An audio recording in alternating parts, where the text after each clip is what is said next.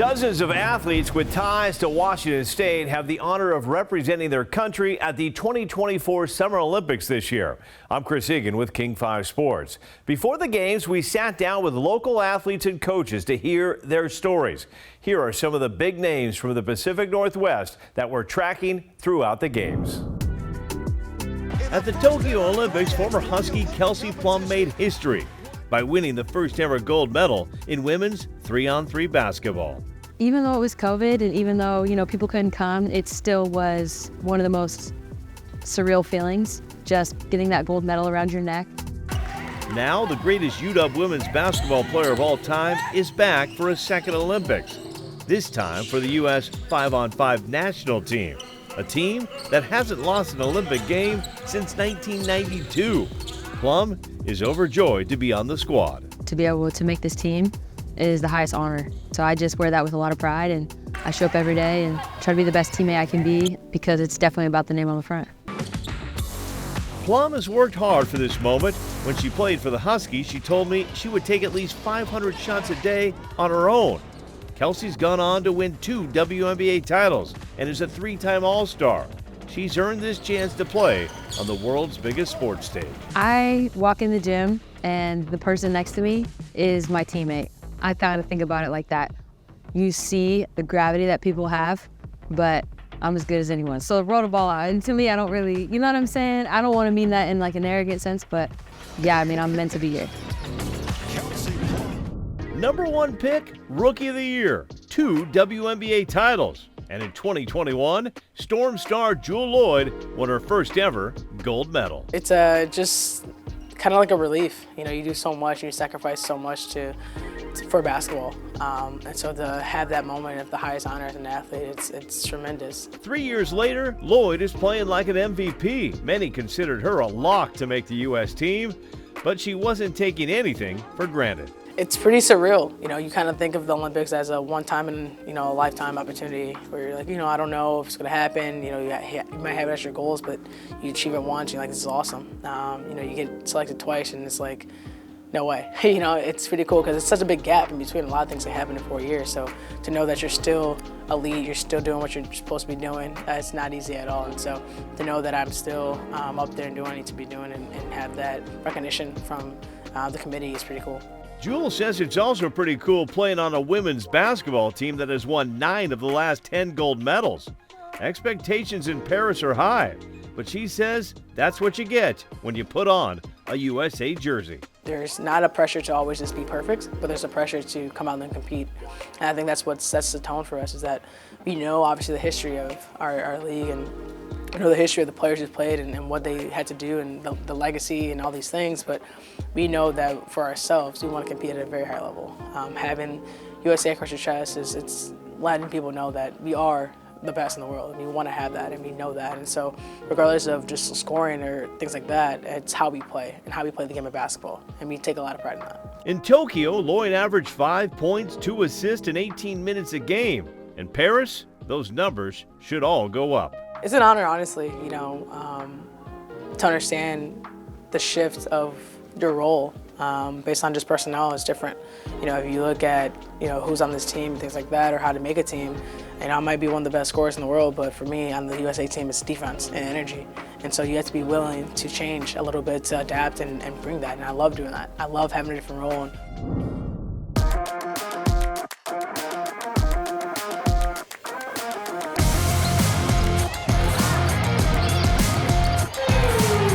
At Kashmir High, Haley Van Lith would become one of the top basketball recruits in the country.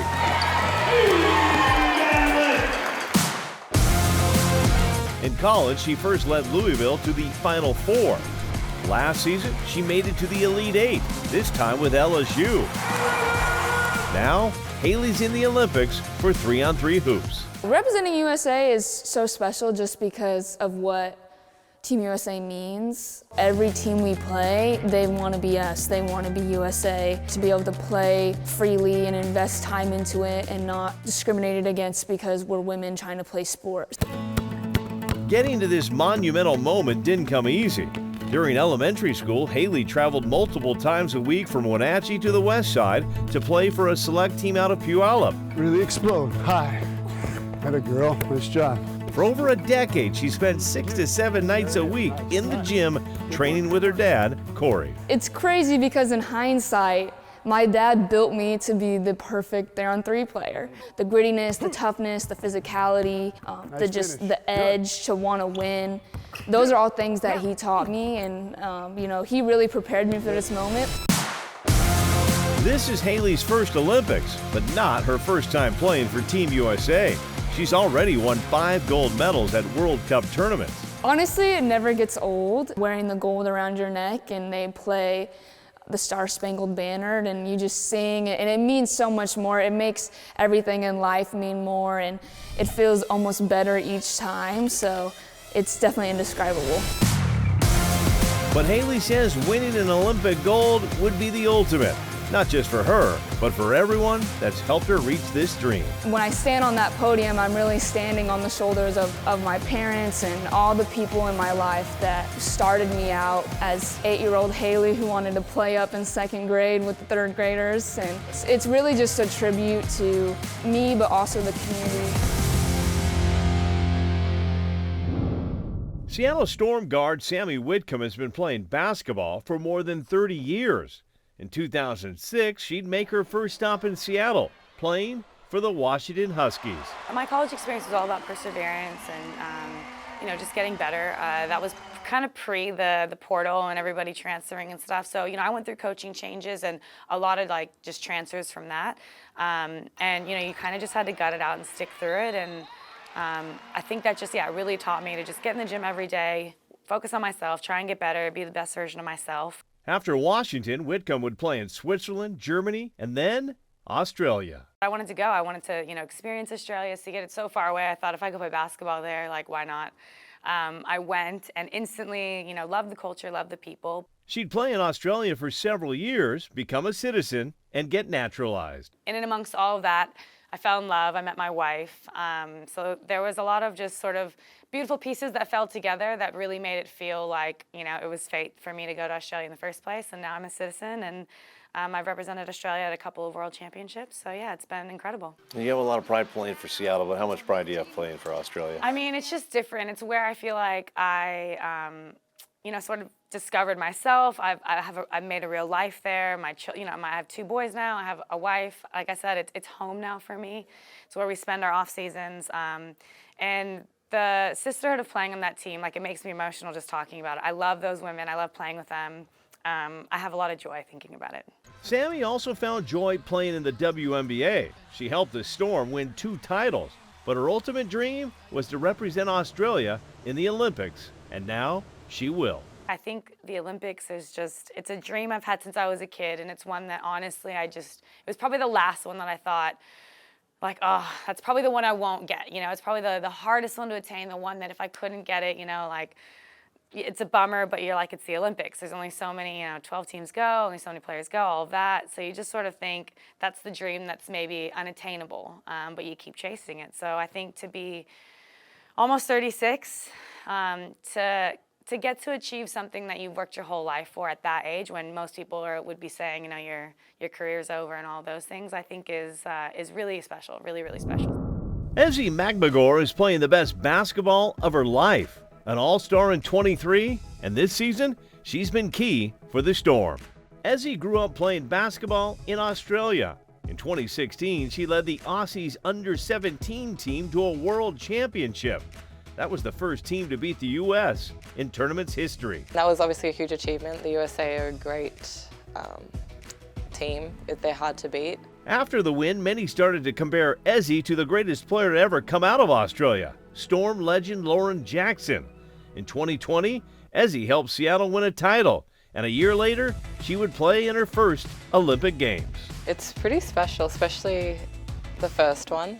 Just receiving that phone call in 2021 to go to Tokyo, I was in tears immediately after. I called my mum and dad and told them, and I think the Olympic is the pinnacle of, I feel, everyone's career, well, my career for sure, so I definitely wanted to be an Olympian. It means a lot, I think, just being able to represent yourself, your family, a whole nation. It's pretty incredible. So whenever I put on the green and gold, I definitely wear it with honor and with pride, and just represent everyone that has helped me get there. The Australian women's team has medaled in 5 Olympics, but this could be their best team ever. The Opals have 6 WNBA players on the roster, including Ezzy's teammate and good friend, Sammy Whitcomb. I just love Sammy. She's just great, obviously, as a person.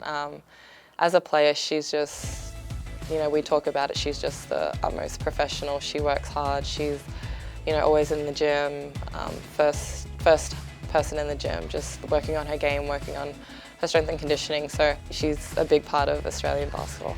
She can get some buckets too. She definitely can. In Paris, Ezzy will be wearing green and gold representing Australia, but she says she'll also be repping all the Storm fans. Seattle is my second home, and the fans just continue to show up for, you know, me, but the team day in and day out, no matter wins or losses. So yeah, I'll definitely be representing the Storm fans out there too.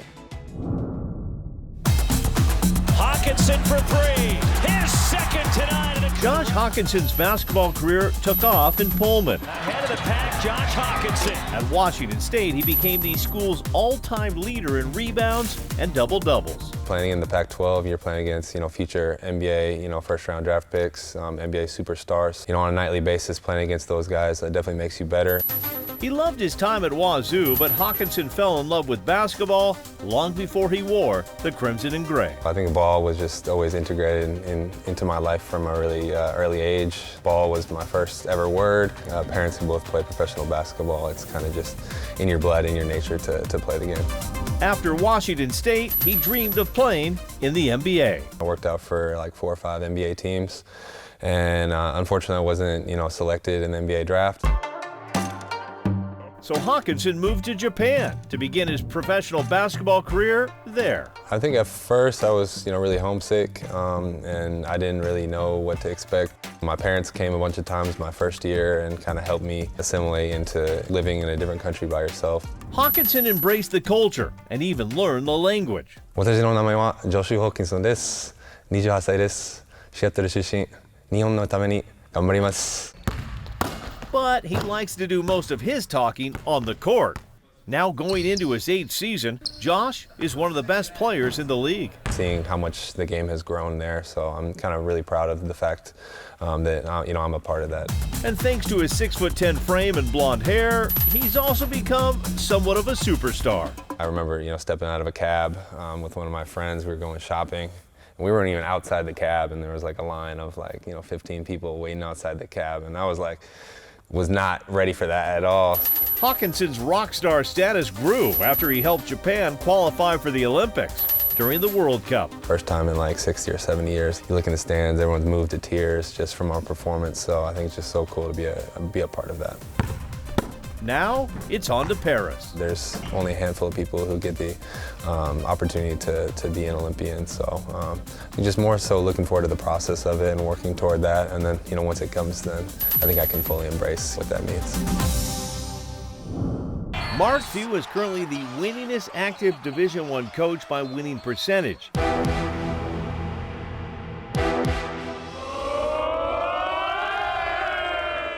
He's won over 83% of the games he's coached, and now he's hoping he can help Team USA win gold in Paris. You saw that coming. When you get an opportunity to represent your country at the Olympics, that's as big a thing as it gets in my book. Few first coached for USA basketball in 2015 when he guided mostly college players to a bronze medal at the Pan American Games. I think it's the highest calling you can have as a college coach. It's common for the U.S. Olympic basketball team to hold one staff position for a college coach. The interesting thing is the FIBA game is more like the college game than it is like the pro game. But Few admits the NBA players are a little different than the college players he's used to coaching. These guys are the best of the best, and they're the ultimate pros. I walked away from last year just so impressed with the people that were on our team, and I know this team is very much like that, just how professional they are, just how driven they are, how focused they are with their bodies, with their preparation, how hard they work. Few won't get paid for his time in Paris, but says this is an opportunity he wouldn't pass up. He's been a fan of the Olympics since he was a kid. back when I grew up, there was 3 stations, you know, CBS, NBC, and ABC. You didn't have ESPN, so when the Olympics were on, that was like the coolest thing ever. I mean, you just glued to the television. It didn't matter what they were covering. It was just must see. You didn't miss it. Throughout the Summer Olympics, you can find coverage of local athletes on king5.com/Olympics. You can also see my live reports from Paris on King 5 Morning News and the Olympic Zone for the entire Olympic Games. Thanks for joining us.